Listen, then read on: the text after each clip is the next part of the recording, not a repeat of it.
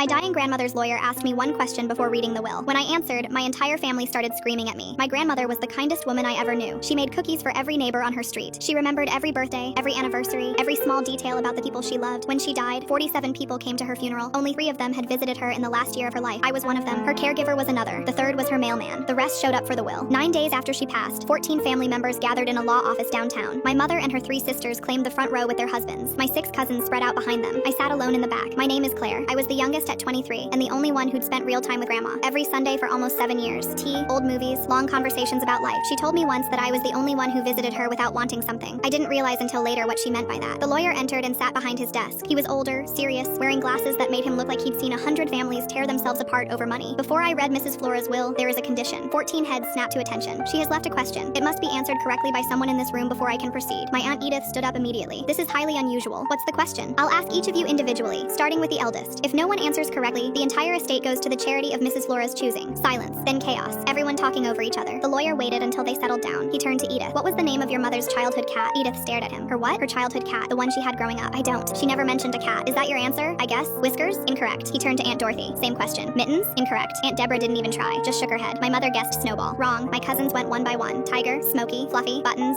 Shadow, Patches. Every single one wrong. My cousin Tyler laughed bitterly. This is a joke. Who remembers their grandmother's childhood pet? That was like 60 years ago. Mrs. Flora remembered, and she believed someone else would too. The lawyer scanned the room. Everyone had guessed wrong. Then his eyes found me in the back corner. The room turned. Everyone staring. Miss Claire, what was the name of your grandmother's childhood cat? Marmalade. I said it quietly, but everyone heard. The lawyer looked at his paper, then at me. That is correct. The silence lasted about 2 seconds. Then my Aunt Edith lunged toward me. You little thief. You poisoned her against us. My mother grabbed my arm. What did you do? What did you tell her about us? My cousins were all shouting at once. Accusations flying. I'd manipulated her. I'd isolated her. I'd brainwashed a dying old woman. I sat there and took it because I knew the truth. So did Grandma. The lawyer stood up. Enough. His voice was firm enough to cut through the noise. Sit down, all of you. Now. They sat, reluctantly. He pulled out a small notebook with a worn leather cover. Mrs. Flora kept this beside her bed. She started it when she began to feel forgotten. He opened it and began reading. Edith, 4 visits, all on holidays. Average length, 1 hour. Edith's face went red. Dorothy, 6 visits. 2 were to ask about the will. Dorothy looked at the floor. Deborah, 2 visits in 7 years. My mother closed her eyes. He kept going, cousin by cousin. The numbers were brutal. Then he got to my page. Granddaughter, 312 visits. Average length, 3 hours. Notes include, she brushes my hair when I'm too tired to do it myself. She never checks her phone. She actually listens. He closed the notebook. The estate is valued at $1.7 million. Per Mrs. Flora's wishes, it goes entirely to her granddaughter Claire. My family didn't speak to me after that. Not one of them. I was fine with it. I used some of the money to buy Grandma's house so it would stay in the family. The rest I put into a trust for her great-grandchildren, my cousin's kids. They're too young to understand now, but someday they'll know who she was. I still make her cookie recipe every Christmas, and I still talk to her sometimes when I'm alone in her kitchen. I like to think she hears me.